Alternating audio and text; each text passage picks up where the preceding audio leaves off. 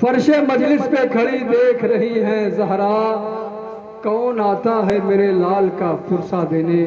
بڑی ادب و احترام کے ساتھ گزارش کر رہا ہوں، التماس کر رہا ہوں خطیب اہل بیت عزت مآب حجت الاسلام عالی جناب مولانا ریاض حسین جوہر اعظمی صاحب کربلائی کی خدمت میں کہ رونق فروز ممبر ہوں اور فرش عزائے حسینی پر بیٹھے ہوئے مومنین کے قلوب کو ذکر آل محمد کے جلوے سے روشن و منور کریں۔ آپ حضرات درود پڑھتے ہوئے تھوڑا تھوڑا اور آگے تشریف لائیں تاکہ جو حضرات بعد میں آئیں ان کو تکلیف نہ ہو۔ پر محمد والے محمد بلند تر صلوات۔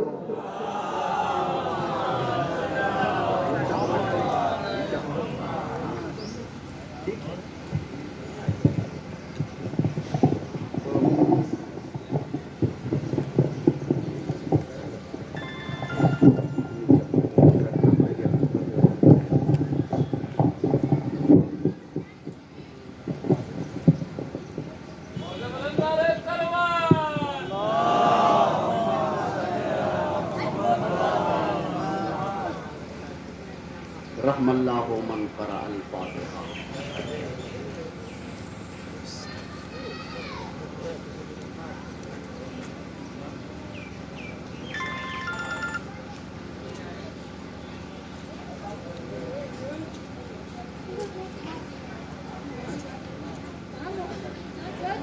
لا حول ولا قوة الا باللہ العلی العظیم۔ اعوذ باللہ من الشیطان اللعین الرجیم، بسم اللہ الرحمن الرحیم۔ الحمد للہ الذی ہدانا لہذا وما كنا لنہتدی لولا ان ہدانا اللہ۔ لقد جاءت رسل ربنا بالحق، الصلاة والسلام علی سیدنا و مولانا محمد صاحب تاج والمعراج والبراق والعلم، دافع البلاء والوباء والقحط والمرض والعلم، سید العرب والعجم، اسمہ مکتوب مرفوع مشفوع منقوش فی اللوح والقلم، جسمہ مقدس معطر مطہر منور فی البیت والحرم، شمس الضحیٰ بدر الدجیٰ صدر الاولیٰ نور الہدیٰ کہف الورى مصباح الظلم جمیل الشیم شفیع امم، واللہ عاصمہ وجبریل خادمہ والبراق مرکبہ والمعراج سفرہ وسدرۃ المنتہی مقامہ، وقاب قوسین مطلوبہ والمطلوب مقصودہ والمقصود موجودہ، نبی الحرمین امام القبلتین وسیلتنا فی الدارین محبوب رب المشرقین والمغربین، جد الحسن والحسین و مولانا ابو القاسم محمد۔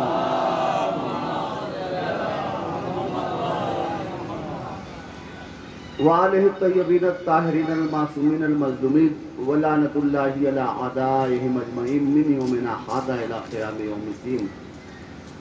اما بعد فقد قال اللہ سبحانہ تبارک و تعالی فی محکم کتابہ المبین وہو اصدق الصادقین وقولہ الحق۔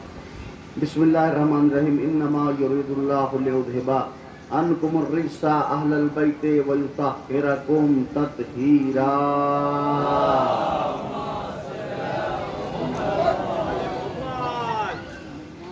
عزیزان محترم، بزرگان ملت، نہ یہ بتانے کی ضرورت ہے کہ آپ کہاں آئے ہیں اور نہ یہ سمجھانے کی ضرورت ہے کہ کس لیے آئے ہیں۔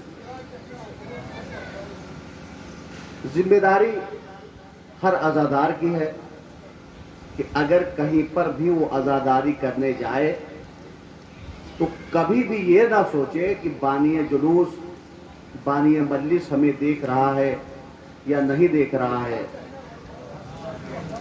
اپنی ذمہ داری سمجھتے ہوئے اپنے کو اس مقام پہ رکھے جہاں بطول دیکھنا چاہتی ہے۔ اس فکر کو تو دل سے نکال دے۔ بانی مجلس بانی جلوس کہے گا کہ آپ فرش پہ آئے تھے کہ نہیں آئے تھے، فلاں جہاں تھے کہ نہیں تھے، آپ کبھی کسی کی پرواہ نہ کیا کریں۔ کیوں؟ اس لیے جزا و سزا اسی اعتبار سے دیتا ہے جتنا مالک اور مختار، جتنا کنٹرول اور پاور رکھنے والا ہوتا ہے۔ مجبور ہوتا ہے تو اپنی مجبوری کے اعتبار سے دیتا ہے، مختار ہوتا ہے تو اپنے اعتبار سے دیتا ہے۔ صلوات پڑھیں محمد والے محمد سے.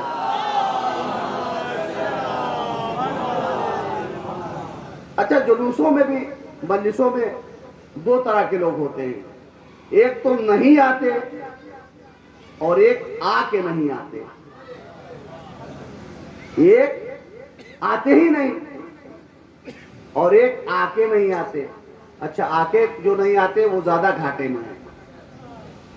اس لیے کہ جو نہیں آئے وقت کا تقاضا تھا کہ ان کا قدم یہاں نہیں آ پایا, وقت کی مجبوریاں تھی کہ وہ یہاں تک نہیں آ پائے. لیکن جو آ کے اور اس فرش پہ نہیں آئے وہ کوئی کسی کے بارے میں نہ دیکھے, وہ اپنا محاسبہ جب جلوس سے پلٹ کے گھر جائے تو ہاتھوں کو جوڑ کے کہے شہزادی کون سے ہم سے ایسی غلطی ہو گئی کہ ہم جانے کے بعد بھی فرش ادا سے دور رہے. کیوں کوئی کسی سے اختیار نہیں رکھتا, کوئی پاور نہیں رکھتا کہ آپ کیوں نہیں آئے. ہم کون کہنے والے ہوتے ہیں؟ آپ تو خود ذمہ دار ہیں, آپ کو خود بہتر سمجھتے ہیں. اگر سمجھدار نہ ہوتے تو یہاں تک نہ آتے. اگر آپ کے دل میں محبت نہ ہوتی تو یہاں تک نہ آتے. میں یہ نہیں کہنے کا حق رکھتا ہوں کہ نہیں یہاں تک جو نہیں آیا فرش پہ نہیں آیا, محبت نہیں ہے, چاہت نہیں ہے, طہارت نہیں ہے, ایسا ہے ویسا کچھ نہیں. میں یہ جانتا ہوں کہ تھوڑی دیر کے لیے اپنے ضمیر کو خود جیسا بنانے کی کوشش کریں. صلوات پڑھیں محمد والے محمد.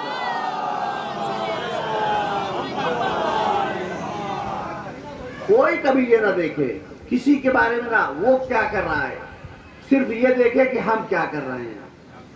ہم کو کسی کو دیکھنے کا حق نہیں ہے.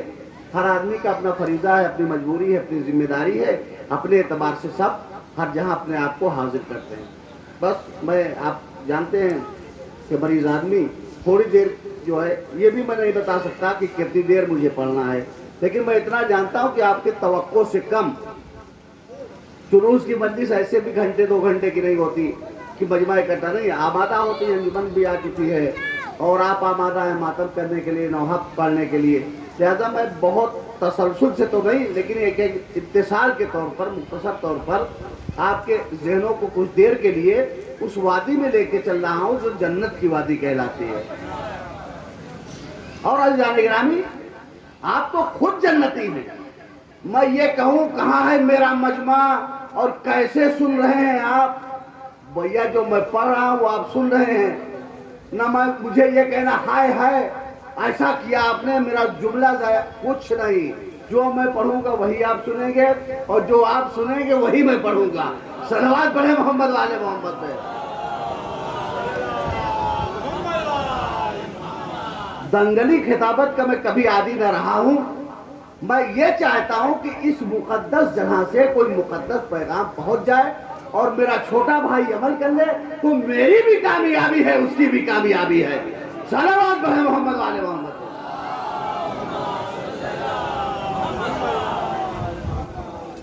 سورہ احزاب آیت نمبر 33. آیت تطہیر آپ ہر شب جمعہ حدیث کیسا پڑھتے ہیں, بس اسی آیت کے ذیل میں کچھ باتیں, کچھ معروضات آپ کے اذہان عالیہ تک پہنچا کے اپنی بات کو میں تمام کروں گا. ابھی ہمارے زاہد صاحب نے مسائل پڑھا زندان کے حوالے سے اور شام کے حوالے سے. عزیزان گرامی یہ ایام ہی وہ ہیں, یہ ایام ہی وہ ہیں کہ, اور ہاں چاہے ذاکر ہو, چاہے مرثیہ خان ہو, چاہے نوحہ خان ہو, ہمیشہ اس بات کو یاد رکھے کہ مناسبت سے مجلس بھی پڑھنے کا عادی اپنی طبیعت کو بنائے اور مناسبت سے مرثیہ بھی پڑھنے کی عادت ڈالے اور مناسبت سے نوحہ بھی پڑھنے کی عادت ڈالے. یہ مجلسیں اتفاقی طور پر نہیں آ گئی ہیں کہ آپ سفر کا جلوس ہے آپ مولا علی کی شہادت پڑھ رہے ہیں. مجلس تو وہ بھی ہے, ایسا نہیں ہے, لیکن نہیں, مناسبت سے جو بات ہوتی ہے وہ زیادہ دلوں پہ اترتی ہے. صلوات پڑھیں محمد والے محمد پہ.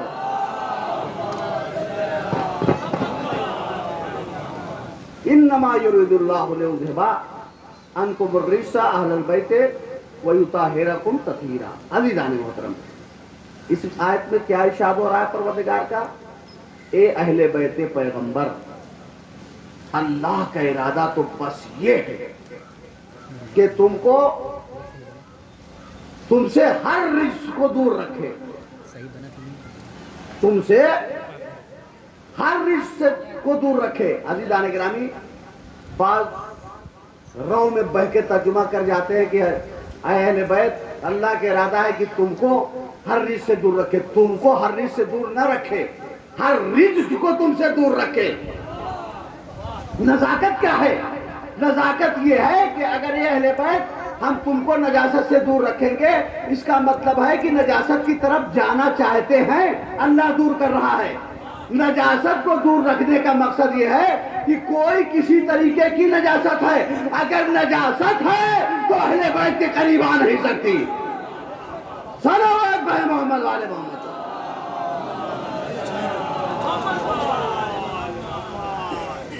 اور ارادہ کرنے والا جیسا ہوتا ہے صاحب ارادہ، ویسے ارادہ اس کا پختہ ہوتا ہے۔ ارادہ کرنے والا کبھی غریب ہوتا ہے، کبھی امیر ہوتا ہے، کبھی مجبور ہوتا ہے، کبھی مختار ہوتا ہے، تو کبھی مزدور ہوتا ہے، غریب ہوتا ہے، تو سب کے ارادے میں یکسانیت تو پائی نہیں جائے گی۔ ایک صاحب اختیار کا ارادہ الگ ہے اور ایک مجبور اور بےکس کا ارادہ الگ ہے۔ اس لیے جو مجبور ارادہ کرے گا اس کا ارادہ مجبوری کے تحت ہوگا، اور جو مختار کا ارادہ ہوگا، میں اسی سے بات آپ کے ذہن عالیہ کو کسی رخ کی طرف موڑ دوں کہ اگر مجبور ہوگا تو ارادہ اس کا اتنا مجبور ہوگا کہ 40 سال میں سورہ بقرہ بھی نہیں یاد کر پائے گا، اور اگر مختار کا ارادہ ہوگا تو ایک قدم رکاب میں پہنچا، دوسرا قدم رکاب میں رکھنے سے پہلے قرآن کی تلاوت کر کے قرآن ختم کر دے گا۔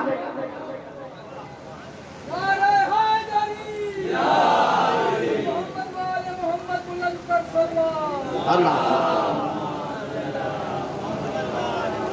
تو جیسا صاحب ارادہ ہوگا ویسے ہی اس کا ارادہ ہوگا۔ تو اہل بیت کی طہارت کی ذمہ داری کس نے لیا ہے؟ اللہ نے لی ہے۔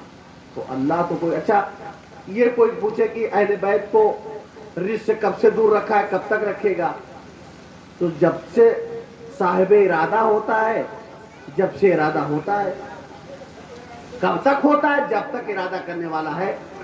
تو کوئی یہ بتا دے کہ اللہ کب سے تھا، میں توجہ چاہ رہا ہوں، کوئی یہ تو بتائے اللہ کب سے تھا۔ اچھا یہ تو نہیں بتا سکتا، یہی بتا دے کہ اللہ کب تک ہوگا، تم مٹ جاؤ گے، تمہاری ہستی مٹ جائے گی، لیکن یہ نہ بتا پاؤ گے کہ اللہ کب تک ہوگا۔ اس کا مطلب ہے کہ جب سے اللہ تھا تب سے ارادہ ہے، جب تک اللہ ہوگا تب تک ارادہ ہوگا۔ تو اہل بیت کی طہارت کی ذمہ داری اللہ نے لی ہے، تو اسی اعتبار سے اس کا ارادہ ہے۔ اچھا اگر کچھ خاص لوگوں کا ارادہ ہوتا ہے، کچھ عام لوگوں کا ارادہ ہوتا ہے۔ عام لوگوں کا ارادہ ہوتا ہے کہ میں اپنا گھر بنا لوں، برسوں گزر جاتے ہیں اپنا گھر بھی نہیں بنا پاتا۔ اور خاص لوگوں کا ارادہ ہوتا ہے کہ چشم زدن میں تخت بلقیس کو منگا سکتا ہے۔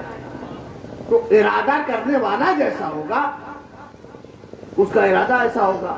اب پھر ایک بات میں اور بتا دوں، اللہ کا ارادہ ہے نا کہ ہر رزق سے دور رکھے، ہر رزق سے دور رکھے، ہر رزق کو اسے اہل بیت سے دور رکھے۔ تو عزیزان گرامی جب اہل بیت کو اللہ نے پاک رکھا ہے تو یہ ہے کمال، یہ ہے کمال۔ تو جب اللہ نے اہل بیت کو یہ کمال دیا ہے تو ہم سے سوال کرنے والے کہتے ہیں یہ بتائیے کہ جب اللہ نے یہ کمال دیا ہے تو سارے لوگ اہل بیت کی طرف کیوں نہیں مائل ہوتے؟ سارے لوگ اہل بیت کی طرف کیوں نہیں جھکتے؟ تو ہم نے کہا یہ سوال ہم سے خود نہ پوچھو، قرآن سے پوچھ لو۔ قرآن نے اعلان کیا ہے کہ اہل بیت تم سے ہر رزق کو دور رکھوں گا۔ تو جو اہل بیت سے دور ہے، چاہے طبیعت کے اعتبار سے نجس ہے وہ دور ہے، خلقت کے اعتبار سے نجس ہے وہ دور ہے، فطرت کے اعتبار سے نجس ہے وہ دور ہے۔ سارے بات ہے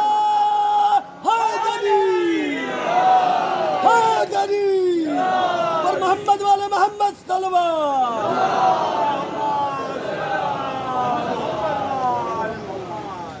تو یہ اللہ کا ارادہ ہو گیا.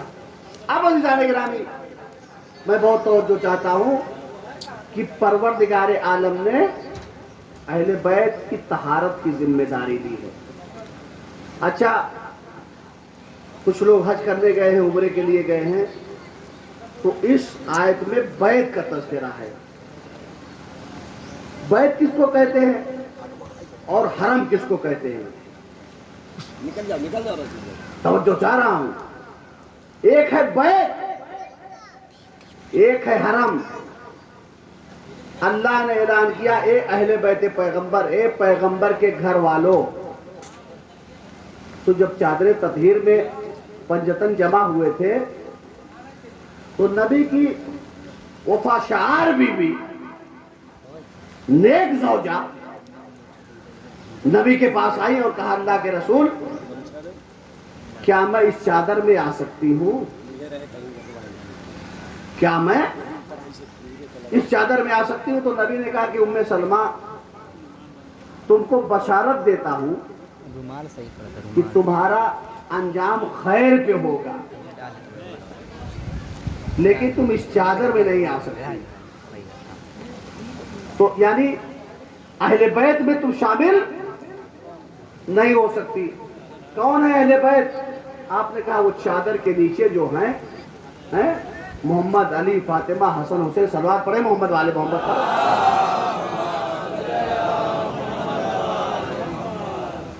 تو ام سلمہ کو دور رکھا, ان کو کہا کہ تم کو بشارت دیتا ہوں کہ تمہارا انجام خیر پہ ہوگا, لیکن تم اس چادر میں.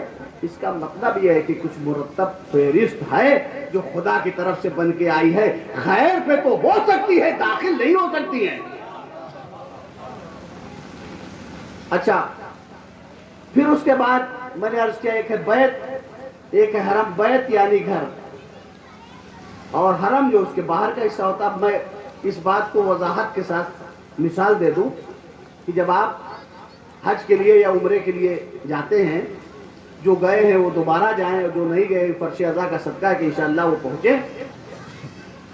تو کیسے معلوم ہو کہ بیت کیا ہے اور حرم کیا ہے؟ تو ایک عمارت ہے چھوٹی سی, بہت لمبی چوڑی تو نہیں ہے, عظمتوں کے اعتبار سے تو کوئی اس کے برابر ہے نہیں, لیکن قد و قامت اور حجامت کے اعتبار سے بہت بڑی عمارت تو ہے. کیسے معلوم کریں کہ بیت کون سا ہے؟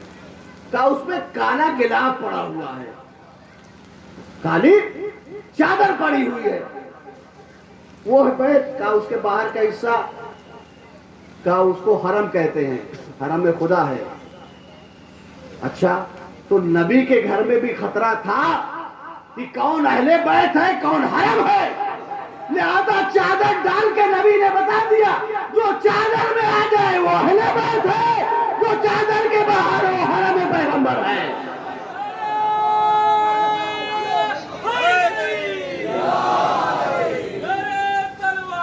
اللہ تو یہ ہے اہل بیت. اور عزیزان گرامی اللہ کا ارادہ. تو اب اس کے بعد دیکھیں اللہ کا ارادہ ہے کہ اہل بیت کو, اہل بیت سے ہر نجاست کو دور رکھے. اب عزیزان گرامی میں بہت توجہ چاہتا ہوں. خانہ کعبہ تک پہنچنے کے بعد اللہ نے ہر مسلمان کو یہ کہا کہ آؤ میرے گھر کا طواف کر کے دیکھو کہ وہ نشان کہاں ہے جو مٹایا تو جاتا ہے لیکن مٹتا نہیں ہے. اچھا سب حج کے لیے پہنچ گئے اور جدار کعبہ میں لاکھوں کیمیکل استعمال کیے گئے, لیکن آج بھی وہ نشان جہاں سے فاطمہ بنت اسد آئی تھی وہ آج بھی باقی ہے. اس کا مطلب یہ ہوا کہ اگر ایک نشان بھی اہل بیت سے منسوب ہو جائے تو دنیا کی سازش اس نشان کو نہیں مٹا سکتی, تو پھر اہل بیت کو کیسے مٹا سکتی ہے؟ صلوات پڑھے محمد والے محمد ہے.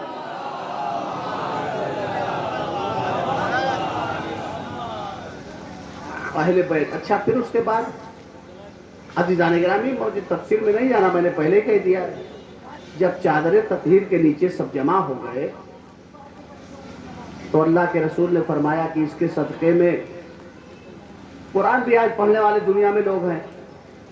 کیا پڑھا آپ نے قرآن؟ کہا ہم سے زیادہ کون پڑھتا ہے. کیا پڑھا آپ نے؟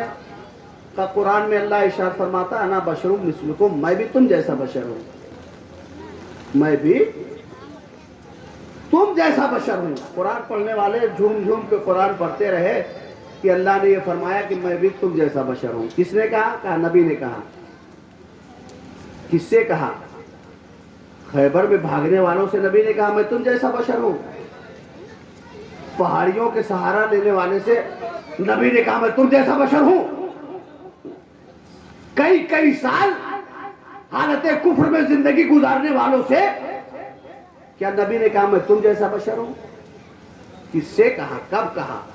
عزیزان گرامی یہ نہ دیکھو کہ ظاہر کیا ہے، باطن دیکھو. اور جب تک اہل بیت کے گھر نہ آؤ گے تب تک باطن سمجھ میں نہیں آ سکتا.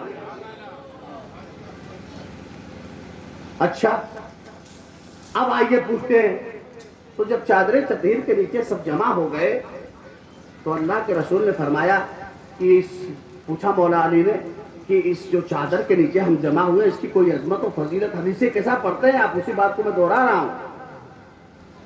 کہا یا علی اس کے صدقے میں جو ہم و غم رنج و ملال ہوگا اس حدیث کے صدقے میں، اس حدیث قصہ کے صدقے میں وہ دور کیا جائے گا. اللہ کا ارادہ ہے اور اللہ کا یہ قول ہے. تو ایک مرتبہ مسکرا کے علی نے نبی سے کہا اللہ کے حبیب آپ کا بڑا شکریہ، آپ کے ساتھ رہ کے یہ سعادت نصیب ہوئی، ہم و غم اس کے تذکرے کے صدقے میں دور ہو گئے فلا فلا فلا. تو آپ کے صدقے پہ بڑی سعادت نصیب ہوئی. مسکرا کے نبی نے علی سے کہا علی تم شکریہ کس کا ادا کرتے ہو؟ انا بشر مثلکم، میں بھی تم جیسا بشر ہوں. ہر کس و ناقص سے نبی نے نہیں کہہ دیا کہ میں تم جیسا بشر ہوں.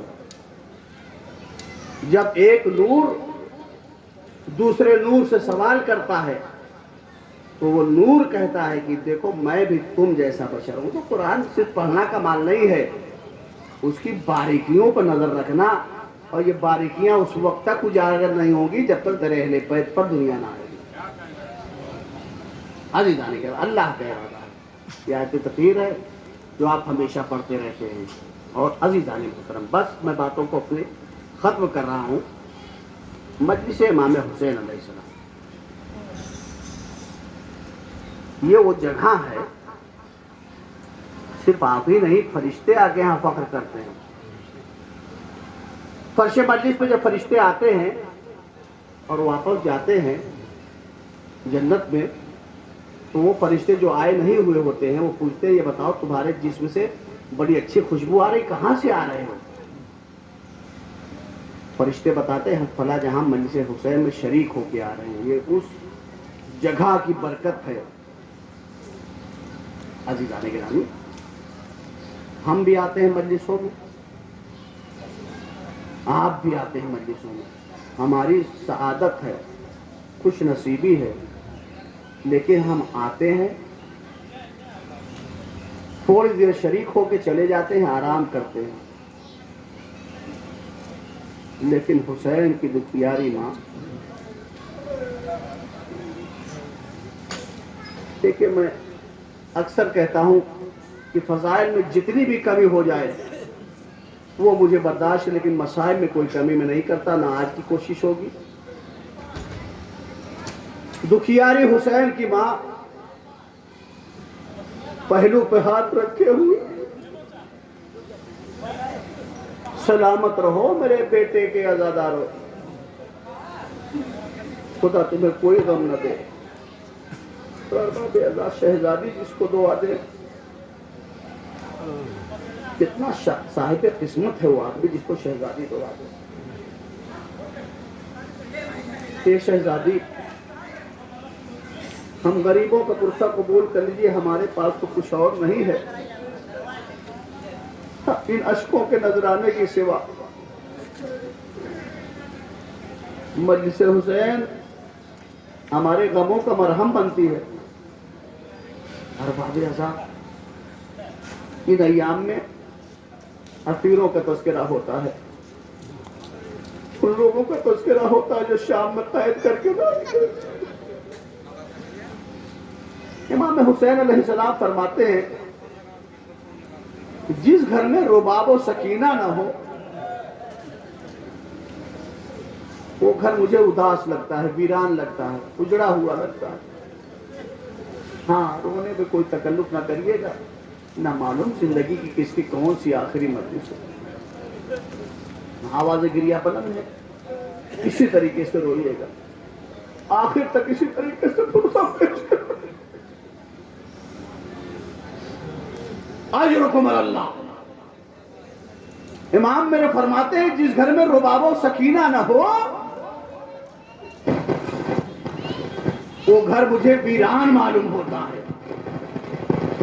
اور باب ازا کتنی محبت ہے جناب سکینہ کو امام حسین سے، اور امام حسین کو جناب سکینہ سے، آپ سمجھ سکتے ہیں۔ امام حسین علیہ السلام نے کسی سے بتایا ہی نہیں، بتایا تو صرف سکینہ سے بتایا، وہ بھی کب؟ آخری وقت۔ میرا مظلوم آقا ذوالجناح پہ سوار ہو گیا، اے میرے اسب وفادار، یہ میری آخری سواری، میں بھی جانتا ہوں تو بھی بھوکا اور پیاسا،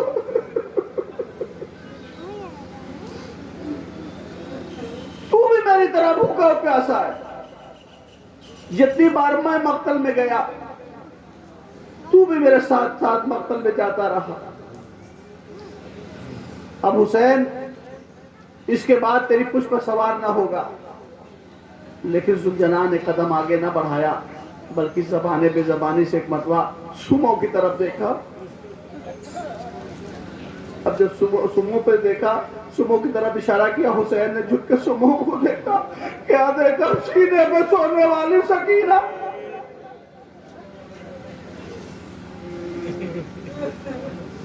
سینے پہ سونے والی سکینہ، گھوڑے کی ٹاپوں سے لپٹی ہوئی بیان کر رہے ذوالجناح میرے پاپا کو نہ لے جا۔ دلیلیں تو دیکھیے بچی کی، ذوالجناح جو صبح سے جا رہا ہے واپس نہیں آتا، بھیا اکبر گئے واپس نہ آئے، چچا عباس گئے واپس نہ آئے۔ آجو کو برندہ اور باب اعظم حسین گھوڑے سے اترے۔ گھوڑے سے اترنے کے بعد کہا سکینہ میں نے تو تجھے آج ہی کے دن کے لیے مانگا تھا۔ سکینہ نماز شب میں دعا میں خدا سے مانگتا تھا کہ خدا مجھ کو اے میرے اللہ ایک ایسی بیٹی دے جس سے میں بہت محبت کروں، وہ مجھ سے محبت کرے، اور اس کی محبت کے امتحان میں، محبت کے